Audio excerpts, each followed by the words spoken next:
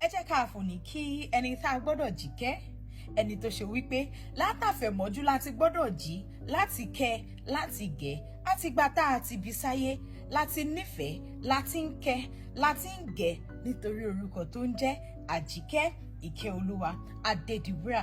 Ọlọ́jọ́ bí òní ó lékúnnú ọgbọ́n, ìmọ̀, òye, bí kì í ṣe wá sí ìdíwọ́ fún ọjọ́ láti yọ, bẹ́ẹ̀ ni kò ní sí ìdíwọ́ fún ọ láti débi gíga lágbára Elédùmarè. Ògo rẹ̀ ó tàn, the one who stops everyone on the list of pampering, the one we wake up to pamper, the dearly cherished one. Grow in peace, shine in wisdom, and flourish in God's grace. Àjíkẹ́, ọmọ wọn lókè ọlọ́lá lọ́yọ̀ọ́ olé, Ọ̀yọ́ Aláàfin ọmọ òjò pàṣẹkẹrẹ máde ọmọ Àtìbà.